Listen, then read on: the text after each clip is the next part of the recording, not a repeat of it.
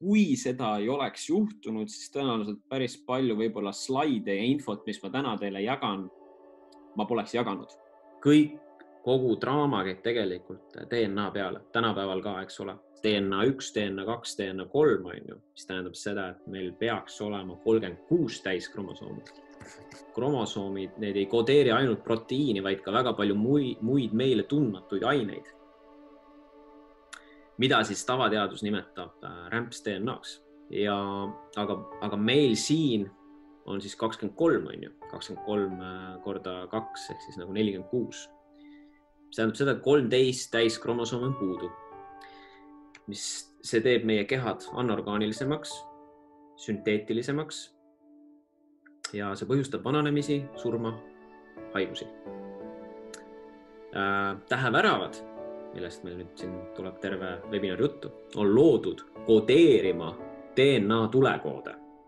Okei, kui DNA tulekoodides ja kui kromosoomides on puudused, siis tähevärav ei avane sinu jaoks. Kogu see enesearengu teema, bioregeneesid, orgaanilise informatsiooni toomine enda ellu ja kõik asjad, sagedused, mis planeet vastu võtab, mida meie saame maatuumast omakorda vastu võtta, parandab seda ja kirjutab ümber neid moonutusi.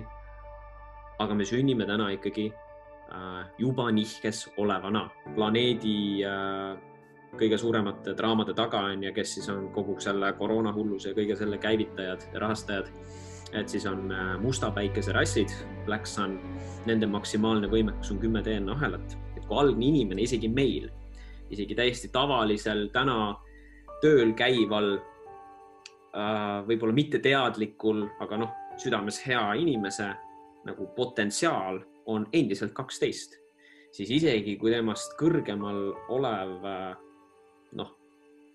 kelle jaoks inimene võib-olla on väike sipelgas, et lihtsalt teeb niimoodi taga, siis selle inimese potentsiaal on ikka kõrgem kui see, kes täna on inimese nagu jumal ja vaatab talle ülevalt alla. Ja need anorgaanilised rassid, nad teavad seda. Nad teavad, et kui toimub suur awakening või ärkamine, siis nendel ei ole otsest võimu inimeste üle, sest inimesed on isegi algne turaneeslane, rääkimata veel nendest indigodest ja Emerald Orderi 24 ja 48 on energeetiliselt võimsamad kui need suured langenud inglid. Nii et oma sellest võimekusest tänu DNA-le me saame aru.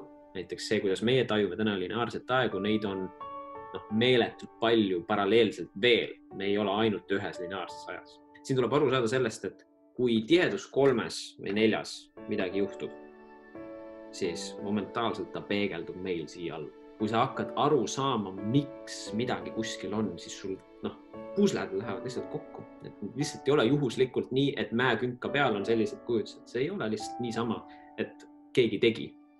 Sellel on väga sügavad ajaloolised ülestähendused. Asukoha juurde käib ka suur ajalooline draama, ehk siis me teame, et katarlased elasid siis seal nendes maagilistes Lõuna-Prantsusmaa metsades ja siis kõige kuulsam nõidade põletamise legend hakkaski sealt pihta. 10 000 katarlasi, kõik naised, lapsed, kõik läksid tuleriidale füüsiliselt ja eesmärgil siis Rooma impeeriumi paavsti nõudel likvideerida viimased jäänused Jeshua 12 vereliini edasikandmisel. Vasak pool meie kehas ja ka planetaarselt see vasak liin, kus on siis Katara ühendused 470, on rohkem kahjustada saanud kui siis parem pool, mis liinid on 6, 9, 12. Et nii kui planeedil hakkad mässama mingite asjadega, ta kandub lihtsalt siinsetesse väiksematesse morfogeneetilistesse väljadesse ehk inimestesse edasi. Ja nagu me teame ju, Hollywoodi stsenaariumid ja filmid ju ikkagi väga palju pumpasid meile ette ja püüdsid teha meile selgeks, et 2012 te ei pääse siit. Aga näed, läks teistmoodi. Et need on ära märgistatud piirkonnad, kes siis tunneb ära, saab sinna peale minna ja teha mingid hingamised ja värgid ja minna edasi. Astu sisse, laula ja mine. Et miks keegi on selliseid asju kuhugi tühermaale keset põlde lihtsalt niimoodi sättinud. Et naiivne oleks arvata, et need lihtsalt niisama on seal. Ebareaalsed kivipankoogid üksteise peal, mida siiamaani, kui üritada leida sellist adekvaatset klassikaliste teadlaste poolt mingit selgitust, siis midagi tarka ei tule. Et selline nähtus eksisteerib, sellist asja ei tohiks küll me näha, aga me näeme ja me ei tea, kuidas see tehti. 2018 tulid siis sellesse sisse juurtšakra tasandi tervendavad energiad ehk siis seksuaaltervendavad energiad, mille edasikandumist asuti kohe takistama.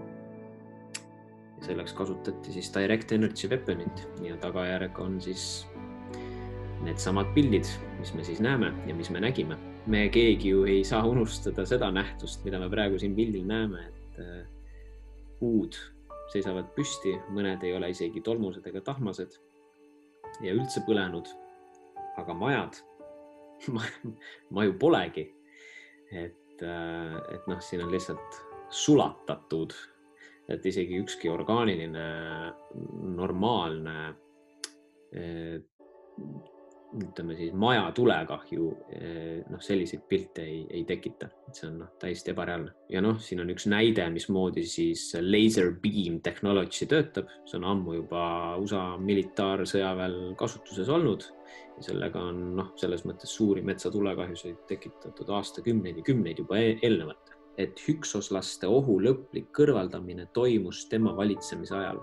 Ehk siis põhimõtteliselt tema nagu roll oli minema peksta, siis nagu meie peaks minema peksma valitsusest, ei tea siis neid Kaja Kallaseid või Jüri Rataseid, et Trinity Hopgate 12, mis on North Cornwallis, United Kingdomis ja mis asub siis konkreetselt Dingateli kindluses ja mis on ja oli legendaarse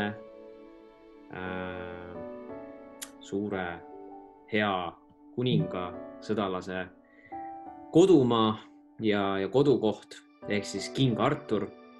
Ja King Arthur oli ju loomulikult otsene Jesua 12 vereliini edasikandja. Tema vereliinidest jõuti hiljem siis katarlasteni.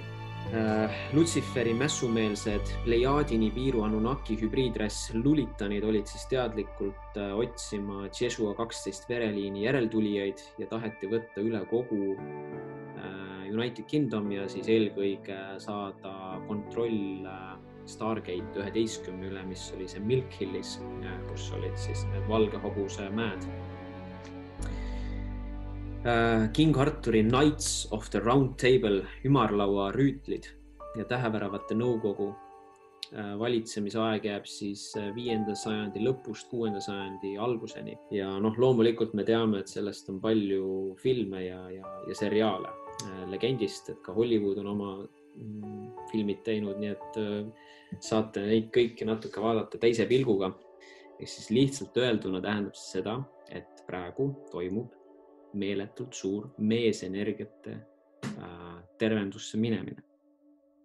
Üleüldse, ehk siis iga mehe nii-öelda see King Arthurlik südame kvaliteet ja mehe südame kvaliteet on viidud väga suurde planetaarsesse tervendusse.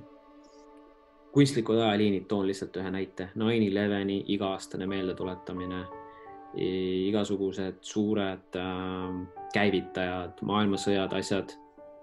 Paabeli lugu on seotud 9/11 ajaliiniga, ehk siis on teatud triggerid, et sa pumpad mainstreami pealt kogu aeg eetrisse, mäletamaks, meenutamaks ja sisestamaks endasse teatud sündmusi, mis me aitame edasi luua, uuesti edasi tulevikku. Ehk siis see on see põhiline AI, või ütleme AI timeline'ide sekkumine meie personaalsesse igapäevaellu. Et see jutt, mis ma räägin, võib kohati tunduda teile mingi keeruline või ulmeline, aga ma lihtsalt loen teile teatud asju ette, selleks, et teadvel meel või kõrgem meel või mis iganes meel, alateadlik meel saaks aru, kuidas anorgaanika mõtleb, töötab ja toimib. Siis teadliku meelega me võime seda sündmust vaadelda kõrvalt lihtsalt neutraalselt null emotsiooni panemata, null energiat andmata, et me võime teda niimoodi vaadata. Aga see, mismoodi pumbatakse neid sündmusi massmeedias, tavalised inimesed võimendavad seda hoopis teistmoodi. Et kui ego meelest ei olda endiselt veel lahti saadud ja kui ei ole nagu sellised, kuidas ma ütlen, nagu teatud kõrgemad suhtumised, vastutused korda saadud, siis see võib hulluks ajada nagu tavalisi inimesi, et nagu selline psühholoogiline enesearengu nii-öelda tõeline väljakutse tuleb alles siis, sest kõik valed ja paljastused lihtsalt tulevad nii välja ja hästi kõrgel valitsustasandil ja personaalsel igapäevaelu tasandil. Meesenergia moonutused ja see on läinud nüüd hästi tugevasti tervendusse.